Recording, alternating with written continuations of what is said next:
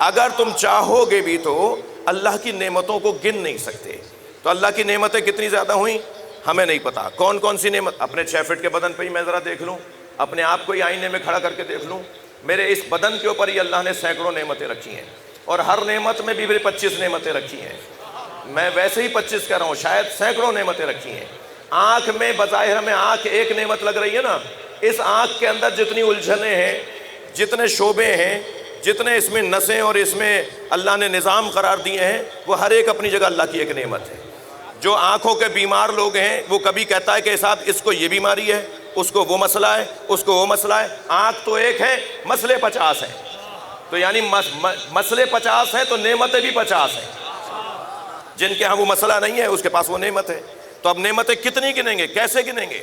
ذرا سا اگر میرا اور آپ کا یہ ہماری بھویں جو ہیں وہی کہیں سے ڈاٹ پڑ جائے اس کے اندر اور بال اڑنا شروع ہو جائیں تو لوگ لاکھوں روپے لگا کے تو وہاں بال اگواتے ہیں۔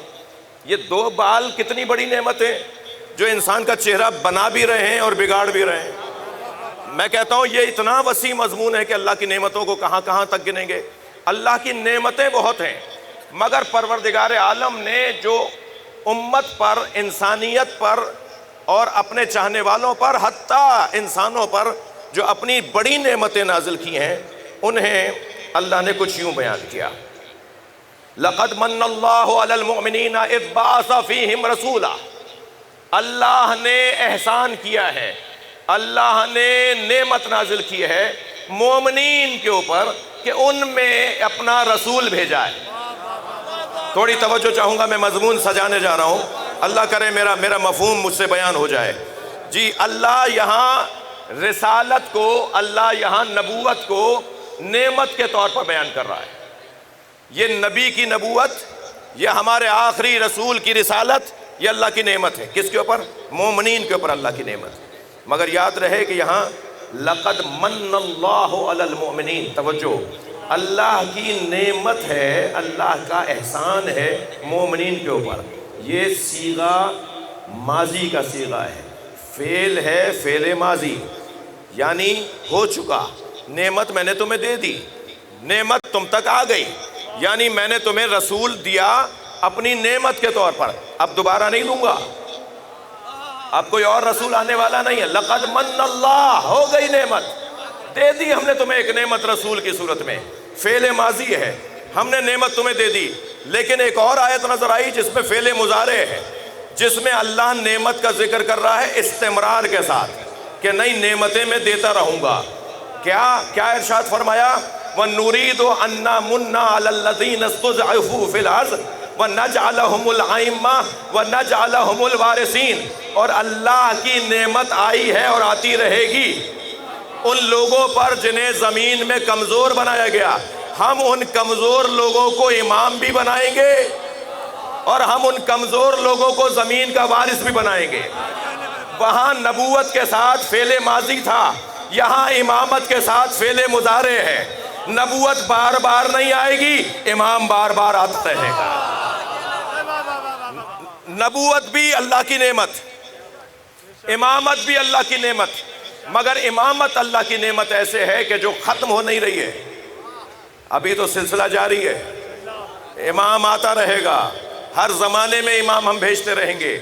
امامت کا عنوان تمہیں اللہ کی نعمت کے طور پر لینا ہوگا۔ اچھا، ایک اور آیت مجھے یاد آ رہی ہے کہ جو اس دونوں آیتوں کو ذرا اور روشن کر دے گی، کیونکہ قرآن کا قاعدہ تو یہ ہے کہ یفسر بعض ببعض، ایک آیت دوسری آیت کی تفسیر کرتی ہے، ایسے ہی ہے۔ سورہ مبارکہ آل عمران آیت نمبر 103 میں ارشاد ہو رہا ہے، یا ایھا الذین آمنوا اتقوا اللہ حق تقاتہ، اے صاحبان ایمان تقوی پروردگار اختیار کرو اس کے حق کے ساتھ، ایسے اختیار کرو جیسا اختیار کرنے کا حق ہے۔ حق تقاتہ ولا تموتن الا وانتم مسلمون، اور خبردار مر مت جانا، خبردار مر نہ جانا، مگر مرنا تو مسلمان مرنا۔ اچھا، یعنی مسلمان مرنا ہمارے اختیار میں ہے جی، مرنا نہیں مگر مرنا تو مسلمان مرنا۔ آیت یہاں رکی نہیں، کیسے مسلمان مرے؟ اللہ کی نعمت۔ کیسے مال سالم رہے؟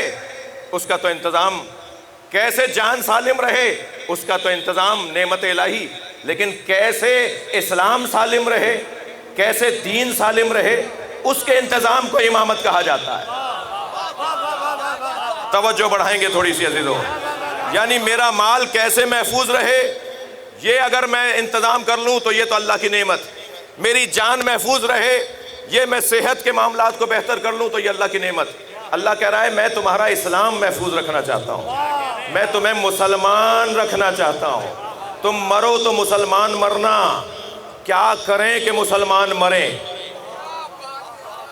توجہ بڑھائیں گے تھوڑی سی، انتہائی سنگین گفتگو ہے جسے کرنے کی کوشش کر رہا ہوں۔ وَلَا تَمُوتُنَّ إِلَّا وَأَنْتُمْ مُسْلِمُونَ، خبردار مر مت جانا، مر نہ جانا مگر مرنا تو مسلمان مرنا۔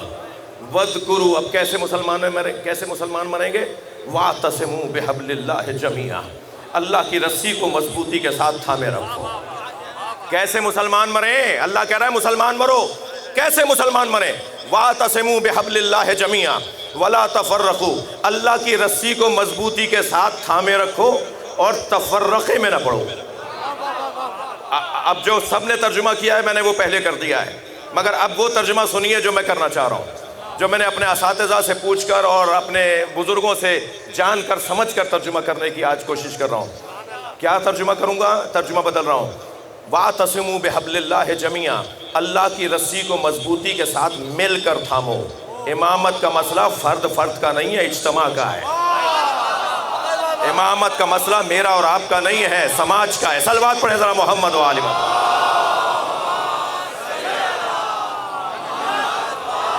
وَاعْتَصِمُوا بِحَبْلِ اللَّهِ جَمِيعًا، اللہ کی رسی کو مل کر مضبوطی کے ساتھ تھامو۔ وَلَا تَفَرَّقُوا، اور رسی کے بارے میں جھگڑا نہ کرو۔ ہاں یہ کون سا ترجمہ ہوا کہ تفرقے میں نہ پڑو؟ وہ غلط آدمی ہے، وہ غلط بات کر رہا ہے، کیسے اختلاف نہ کریں؟ اس کا مطلب ہے کہ اللہ تو پھر ہر اختلاف کی خلاف بات کر رہا ہے، اللہ ہر اختلاف کو روک رہا ہے۔ خبردار، سب بات کر رہے ہیں تو تم خاموش ہو جاؤ، اکثریت بات کر رہی ہے تو خاموش ہو جاؤ، میٹنگ میں سب نے ایک بات کر لی ہے تو تم بھی خاموش رہتے۔ بھائی اجلاس میں سب نے ایک بات کی تو تم بھی خاموش رہتے، تم نے علیحدہ سے بات کر کے تفرقہ ڈال دیا۔ بھائی بات یہ نہیں ہے کہ تم خاموش رہتے، بات یہ ہے کہ کس پر خاموش رہتے۔ ساری دنیا مل کر اگر میں خواری کو حلال کر دے گی تو ہم خاموش رہیں؟ ساری دنیا اگر بدکاریوں کو حلال کر دے تو ہم خاموش رہیں؟ ساری دنیا مل کے علی کو چھوڑ دے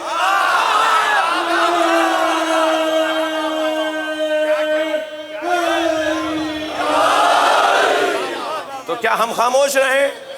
نہیں، یہ ترجمہ نہیں ہوگا کہ خبردار اللہ کی رسی کو مضبوطی کے ساتھ تھامے رکھو اور اختلافی باتیں مت کیا کرو۔ بھائی یہ تو عجیب سے آدمی ہے، جہاں بولتے ہیں اختلافی باتیں کرتے ہیں، ان کا تو کام ہی یہ ہے، یہ تو سب سے ہٹ کے چلتے ہیں، ان کا تو بین ہی علیحدہ بجتا ہے، ان کا تو انداز ہی کچھ اور ہے۔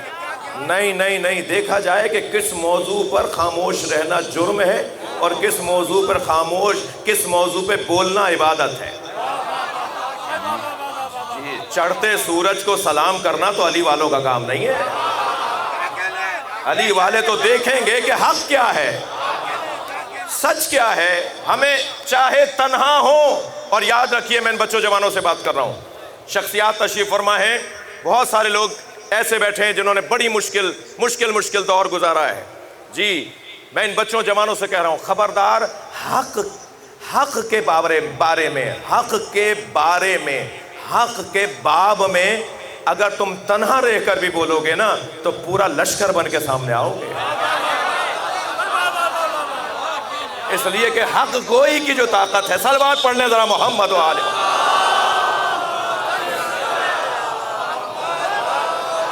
اور بلند صلوات نبی کی ذات پر۔